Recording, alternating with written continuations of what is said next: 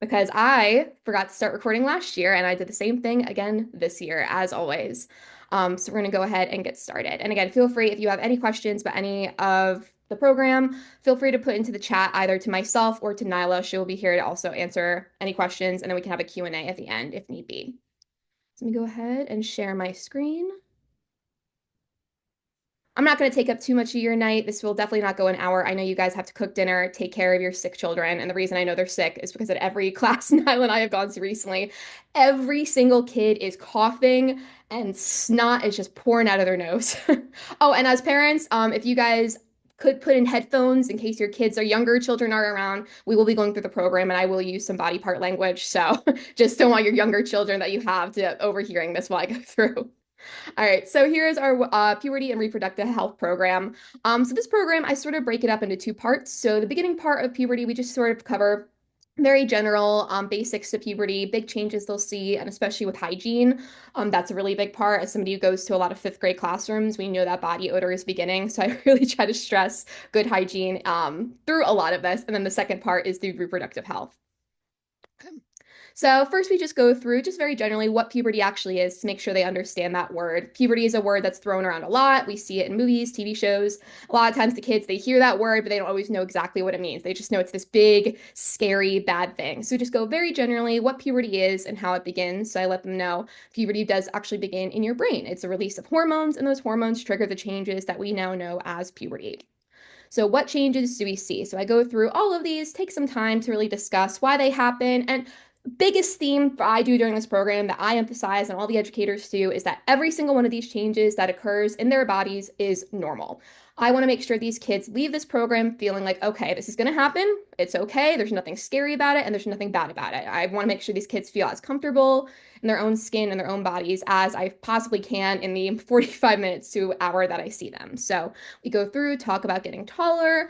I talk a lot about body odor and why body odor happens. And I make sure to really emphasize that again, body odor happens whether we like it or not. Body odor doesn't mean you're not taking care of yourself, you're not showering. Even if you take, I tell the kids, even if you take 10 showers a day, in between those 10 showers, you still get body odor. And then we address how to take care of body odor and deodorant in a moment. We talk about voice changes, hair growth. Again, I discuss hair growth is normal. Human beings, we are human, all right? We are mammals, and unfortunately, that comes with hair, and that's a great thing. It's how our bodies work, and there's nothing to be embarrassed about. Same thing with acne. Acne is a normal part of puberty. Nothing to be embarrassed about. Never should feel bad for having acne. I tell them if you have acne, it means your body is going through puberty as it should, and that's a good thing. It's not a bad thing. And then I'm sure you, as parents, especially if you have older children, are extremely familiar with the mood swings. Kids know what I'm talking about immediately when I say that word mood swings. And again, letting them know that if they do have mood swings, taking a break, taking a couple breathers, trying not to scream at you guys as their parents or crying in class the best they can. So taking those breaks is a highly encouraged. Next, we go through what to do during puberty, so just small changes to make.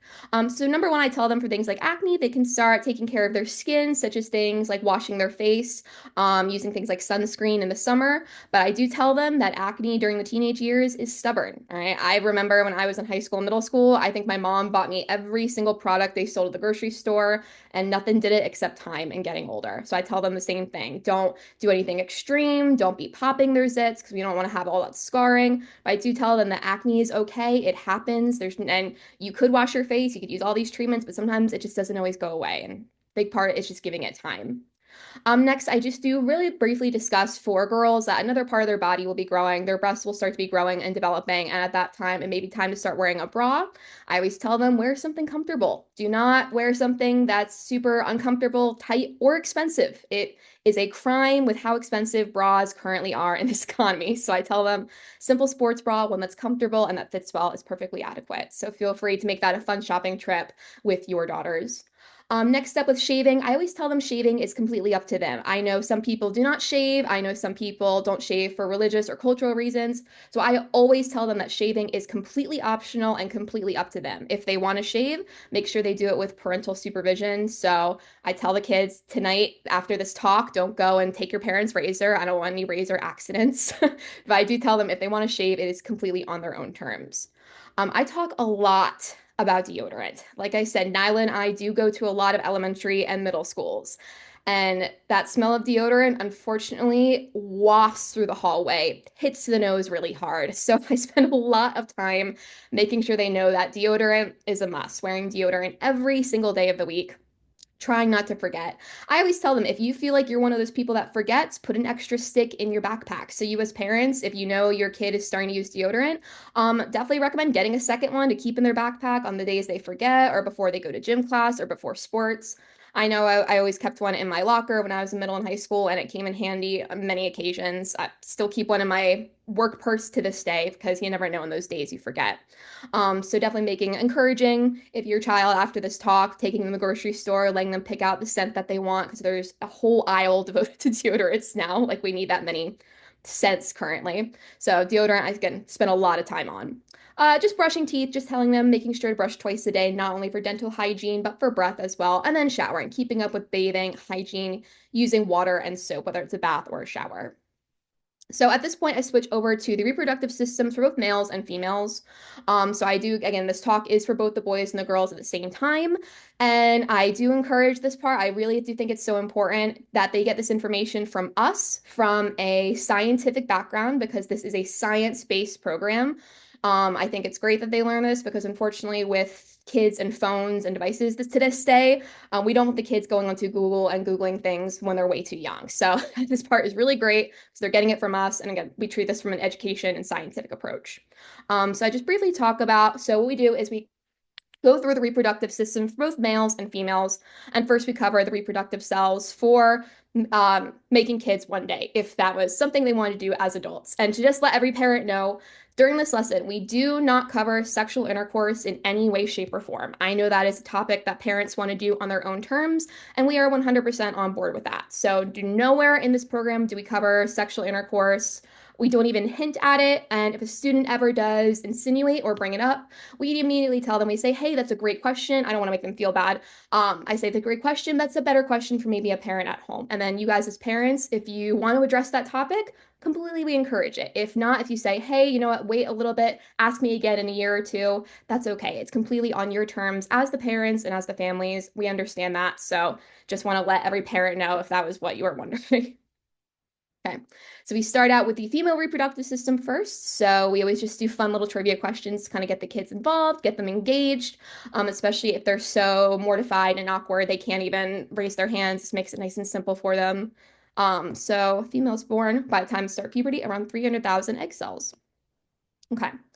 Next, we go through the female reproductive system. So we don't go too in depth on the actual role of every single part. I just tell them very briefly what each part does and its jobs. So I go through the ovary is there to hold all of those egg cells. The fallopian tube connects the ovary to the uterus. And parents, I wish you were a fly on the wall when I tell the kids that when a woman is pregnant, that is where the baby is. If you guys could see their eyes bug out of their heads and their jaws drop, you would absolutely be hysterical with laughter. I still, to this day, I always get a kick out of it. It is my favorite part of the presentation. So I do debunk the myth that when a woman is pregnant, the baby is not in the stomach, it is in the uterus. And again, I wish you as parents could see that and could be there. It is absolutely hysterical every single time. And then I just say the cervix and the vagina, and I keep it pretty brief, but again, just want to let them know what those parts are and their basic roles. Okay.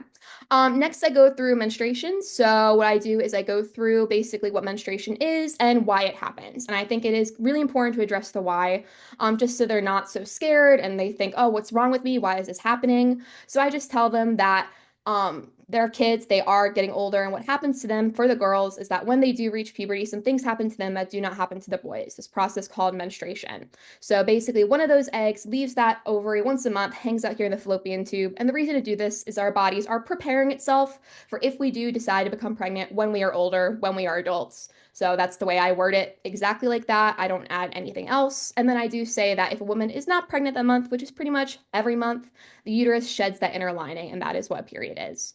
So I tell the girls about how their cycle works, how their period will come around the same time each month. So I encourage them to keep a calendar. I know there are apps on our phones nowadays to track your period, and that can make it a lot easier for them so their period isn't such a surprise every single month and they can be a little bit more prepared. I tell them that it is important to keep that calendar so this way it doesn't take you so off guard. However, if they do get their period at school, I always tell them you can go to your school nurse. And I always say, hey, if you know you're going to have your period, keep an emergency kit in your backpack, putting an extra pair of pants along with a pad. This way, in case you get your period at school, you're a little bit more prepared and it's not so scary. But I do always tell them they can always go to the nurse. I just tell them basic symptoms when you have your period, things like cramps, just not feeling maybe like yourself fully.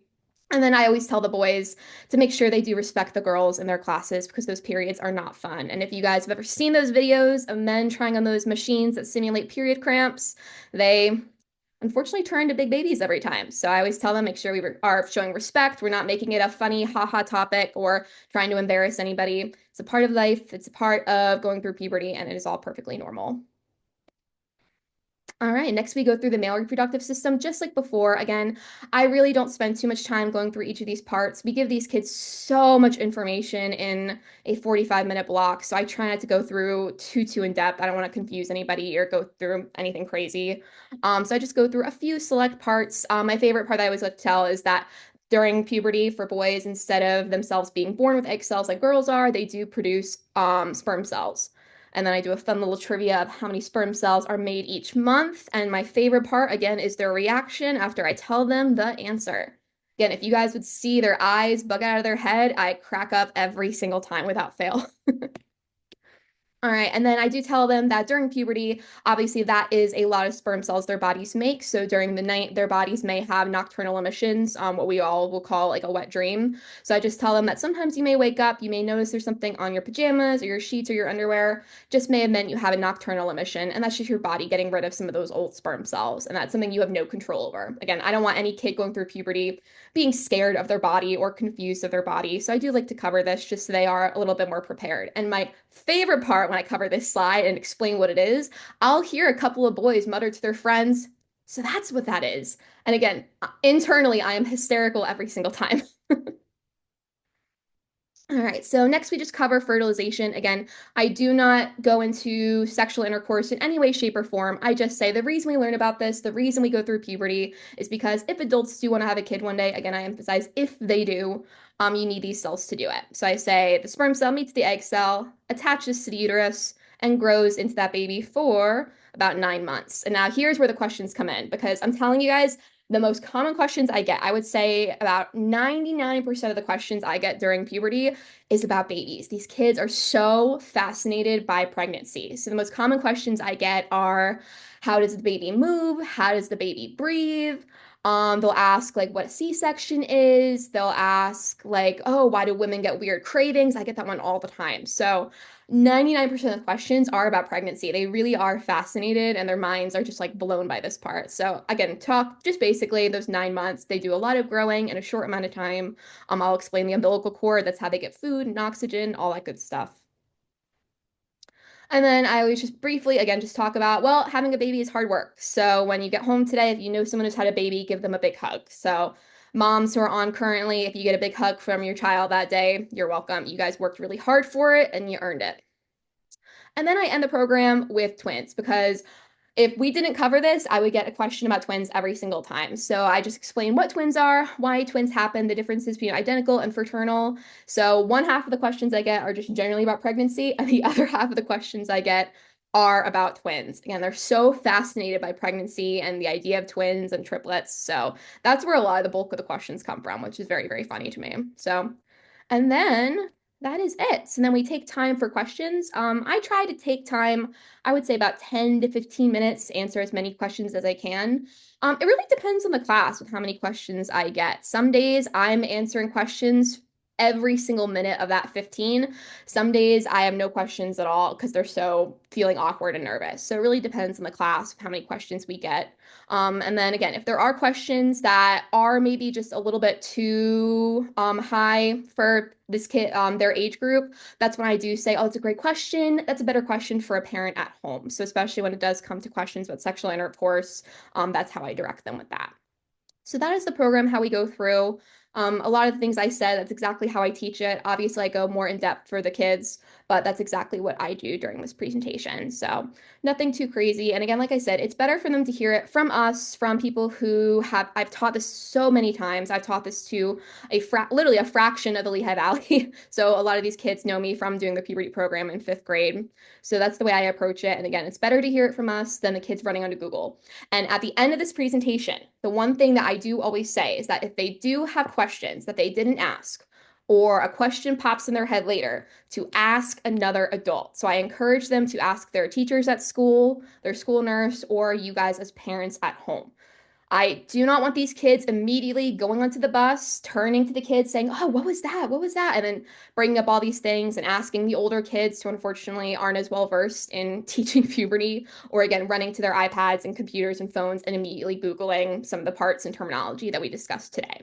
So I always tell them that if you still have questions today, please make sure you're asking another adult. So if kids do come to you guys with questions when they get home, I have some tips for you on if you do want to approach this topic. Again, the Parkland School District, they do a whole other puberty talk after hours. So that is a great opportunity for them to ask their phys ed teachers. So that's usually what they'll do. However, if they do ask you questions, I want to make sure that you guys are also prepared for that. So let me stop sharing this and switch over. One more. Okay. So talking to your child about puberty, if you do so, again, this is completely up to you guys on your own terms. Some of you may have already had the talk with your kids, some of you not quite yet, and that is perfectly okay either way. Again, we do encourage it. It's better for your children to ask you guys these questions so they know that if there is an issue or they're not feeling great or there's a health problem in the future, they know they can turn to you as a resource. So just a couple of tips from us as educators. Number one, educate yourself. It may have been a quite some time since you guys have had this puberty talk, all right? So I want to make sure everyone is well versed. It's okay to say to yourself, you know what? I honestly forget what some of that is. I forget what that part is, what that means. It's okay to kind of give yourself a brush up and just say, hey, let me Google this real quick and get a quick reminder. So to make sure you're going through the right sources, here are a couple of great websites that have really great information on health education for students, especially sexual health education. Amaze.org, this one right here, we use their videos all the time in our programs. They have so many awesome topics, everything for older kids on like things like consent and stuff like that. And they have stuff for younger kids on puberty more in depth. So if you want any of the types of videos, they are an awesome source. And the other two have really great information on puberty. And again, it is okay. It's okay to say to yourself, you know what, I really do forget some of this. Let me refresh myself, especially this way you are prepared then to answer any questions your kids have. Again, hopefully us as the educators will answer most of them, but you never know. A question could pop up later on. Okay. Number two tip, start the conversation first. All right. I know we love to think that our kids can go to us with any question they have, anything they need to talk about, but unfortunately, this is a hard topic for them. It's very awkward. This is a topic that's kept so hush hush, so they feel a little bit awkward. Okay, so don't always expect them to come running to you guys immediately. My coordinator, our boss, Kristen Hoban, she's the one who does all the scheduling. She's the one who's the boss of Weller. She has three sons, and she gave me my favorite tip ever. She said, if you want to have the talk with your kids, take them for a drive. Don't have anyone else in the car, just you and them. They look straight ahead, you look straight ahead. You don't have to look at each other and they can't get away. So, highly recommend taking them for a drive to have this little talk. So, approach them first, say, "Hey, I know you had this talk at school today. Is there anything you wanted to ask me? Is there anything you wanted to talk about?" So, hopefully, again, hopefully they can approach you, but again, they feel so awkward after all this. And again, hopefully they get all of their questions answered in the program and during their talk with their phys ed teacher. Number three, talk about it sooner rather than later, okay? Especially like I said, with technology now, these kids are learning about things just sooner and sooner, unfortunately. Kids do like to chatter a lot on the bus and in the cafeteria, so it's always better to address it sooner. So they're getting the information from you guys, they're getting it again from a science perspective, a health perspective, then they're getting it from online talk, which can really distort some of this information a little bit in a bad way. So it's better to address it sooner, it's better to address it head on. I promise they're still your sweet, adorable child. They're just more educated. They now know how their body works, and then puberty isn't so scary. There's nothing worse than being a little girl who doesn't know you get your period, and then boom, here it is. That can be kind of scary. So it's better to address it head on. It's better to do it now, and especially with kids starting puberty the age they are, it's better to do it now rather than waiting. All right. Next up, use actual body part language. Again, I know it can feel kind of awkward. It's not awkward for me because I've done this so often, but not all of you teach puberty as often as I do. So kind of take that time to get used to using body part language instead of assigning other names or nicknames for their body parts. There's two big reasons for that. Number one, if they have a health problem, they have the terminology to say what's wrong with them, actually saying, hey, this part of my body hurts. Hey, this part of my body doesn't feel right. And this way, there's no confusion if they do go to the doctor or they do go to the nurse to tell them that. Number two, God forbid if there's any type of incidents where they're being hurt in any way, shape, or form. This way, again, people who are your trusted adults who are there to help will know what they're talking about and know how, and there's no miscommunication or no confusion. And then it normalizes it. And then those parts of their body are not so awkward and not so scary. And then again, puberty is not so scary either. So again, it can feel kind of weird. It can feel kind of funky. I promise you, once you do it once I say those words once in person at the program, they're all giggling. And then after that, they're fine. They don't really care that much anymore. Trust me, what they have heard playing Fortnite is 1,000 times worse than anything that we say during this puberty program. And then finally, just try your best to seem comfortable. I know it's kind of awkward. I know it's kind of embarrassing.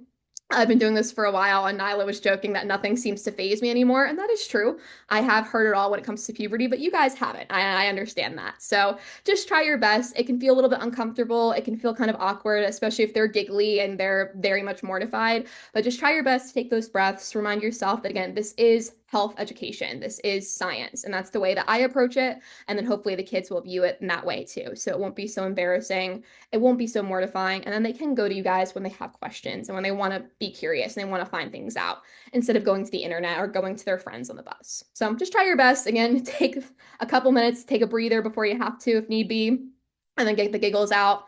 I tell the kids, if I notice they're really uncomfortable and really giggly, I say, guys, get the giggles out now. Laugh it out, get it out of the way, get it out of your system, and then we can come back and sort of focus on this with a mature approach. So those are just my tips for me. Again, it is up to you guys. We do cover a lot in this program, but again, if you want to have that conversation with your children, those are just some tips to approach it. All right, so I'm going to stop sharing my screen. All right. Are there any questions about anything I discussed? Any questions about our program or about Weller? Please feel free. Thank you all for staying muted. I really do appreciate that. I think everyone is pretty used to Zoom at this point. So feel free to put any questions you have in the chat, again, to myself or to Nyla. Please feel free.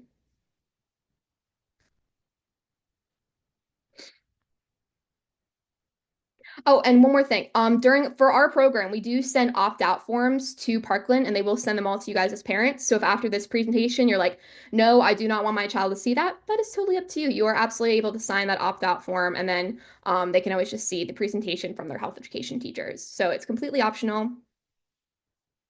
Somebody asked, what books do you recommend for kids? Is it different for boys and girls? Really, any book that just addresses puberty in a mature and direct way. Again, using that body part language. I remember when I was growing up, if any of you guys remember this book it was specifically for girls, The Care and Keeping of You. I remember as a kid, when I first saw this book, I was mortified. But you know what? That was the book I picked up when I was going through puberty, and I was like, how do I do this? How does this work? So that's a book I always really enjoyed. But again, really any book that is science-based, health education-based that again addresses puberty directly.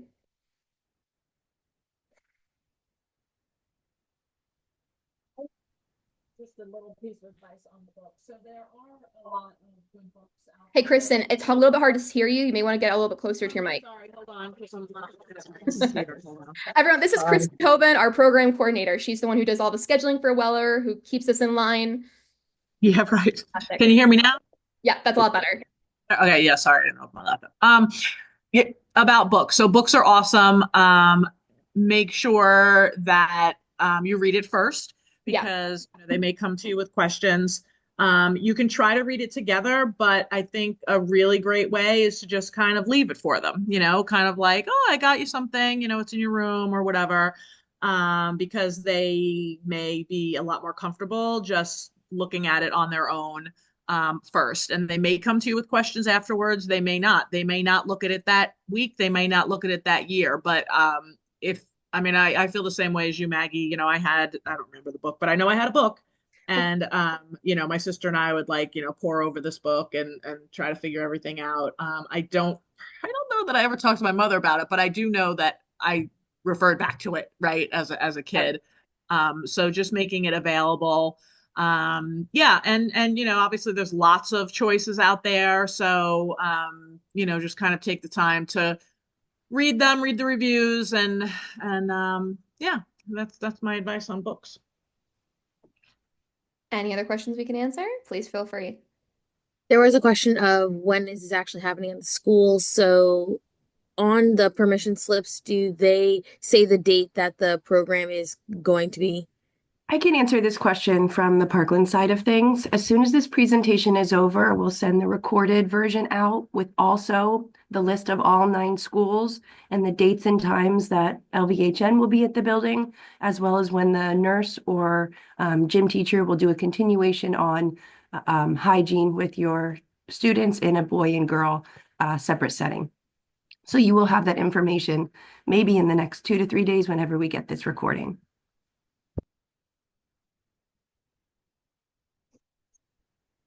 And to put your mind at ease for the moment, I think the very first one is middle of April and the last one is end of May, just to have an idea of timing. Somebody asks, will they be receiving any pamphlets about their bodies, etc., anything like that? We don't give any handouts, but if any of the health, I'm not sure if the health teachers do as well. Again, they get a lot of information from us, but again, feel free as parents to go through, find videos or any information to print out online that is, again, that you feel is age appropriate or just accurate. That you'd be surprised how many sources online struggle with that. But yeah, we don't give any handouts or anything like that. But again, they get a lot of information from us in that short amount of time. But again, we encourage to keep educating, keep learning. It'll make them more comfortable with their bodies and feeling a little more at ease.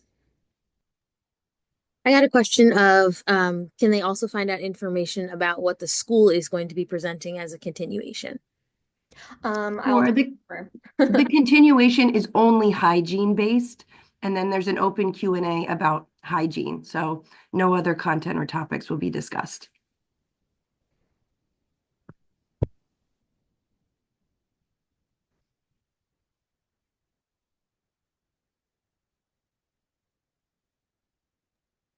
I'm just going to share my other piece of my parenting Oh, experience. go ahead. So yeah, so minor college age, so I got out the other side, so I feel like that lends credibility to my anyway, I'm just joking. So I remember when my son would ask me something and I would answer them. I'll never forget. My one son asked me what a condom was. Well, that was it. I was like, okay, now's the time. We're gonna have to talk. I can't wait. And I just gave him all this information, and he was like shell shocked. And because I gave him too much, because all he really wanted to know, it was some kind of book, like he was making something like experiments or something with things, and it said to use a condom, and he's like, well, I don't know what that is, right? And so what I learned from that is answer the question to answer the question that they asked, and then just kind of wait. And if they ask more, then answer more. I made the mistake of just kind of laying it all out there, like, oh, here's my opening. I'm going to tell you everything in the world. And he was, no, please don't. He only wanted a little piece. So I think that we follow their lead. That's what I did with the others coming, down the pipe. It was kind of like, okay, you asked me that, I'm going to answer that. And then if they were okay, we stop there. Maybe next time they'll ask me more. But if they still, just kind of keep going as they go, but like wait. Good tip. Like, Yeah. any others? Nyla, anything else in the chat? No? All right. Parents, families, thank you all for coming in. I love to see that everyone is taking an interest in this topic and making sure these kids are getting what they need. Thank you all for coming on. I really appreciate you taking time out of your evening. I'm gonna let you all go, put your kids to bed, making dinner, whatever you got to do. Again, taking care of any of your kids that are sick. Trust me, these kids are, I cannot express to you enough how much they're covered in snot when we teach them in elementary, especially. So hope you all have a wonderful evening, a wonderful rest of your week, and then have a great weekend then. It was lovely to meet you all, and I hope you guys have a wonderful rest of your day then. Thank you. Bye, everyone. Thank you so much.